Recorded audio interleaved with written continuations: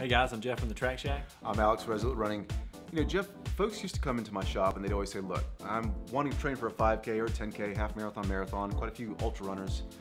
But there's been a trend over the past 5 or 6 years where they come in and they say, we want to train for an adventure race, which is kind of cool and kind of different. And you know, you've probably heard of these things if you've been on social media. You've heard of Tough Mudder and the Spartan Race or Warrior Dash. I think your wife's even done some of this, isn't it? Yeah. She did the Warrior Dash a couple of years ago with a group. And okay.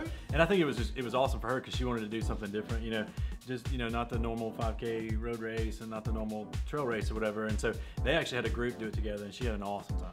Which is a very big part of it, is the social aspect of it.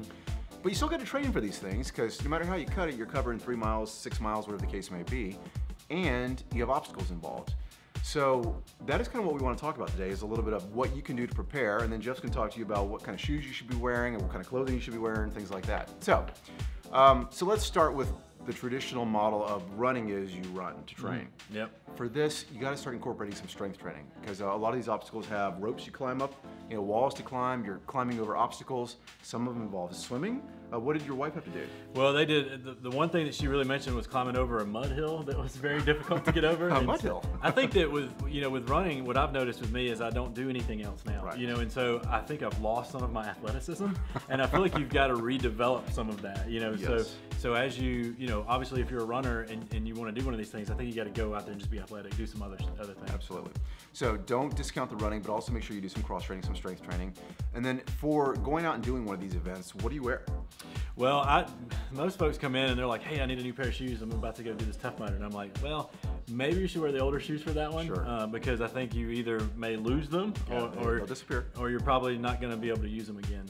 So your old training shoes, use those for the race day. There's a lot of guys that'll come in and they'll get some of the lighter weight trainers, like a racing flat or whatever, because they know that they're going to get wet. Right. And so the lighter weight the shoe, the better it is when it starts to absorb moisture. That makes sense. And there's a couple ways to look at this. There are competitive fields for these adventure races, and you can go out there and you can try to win it. By far, it's mostly a social event. Go out there with your friends, enjoy yourselves. The camaraderie that's developed is kind of crucial, and it becomes a team event like your wife was talking about. So anyway, so those are adventure races.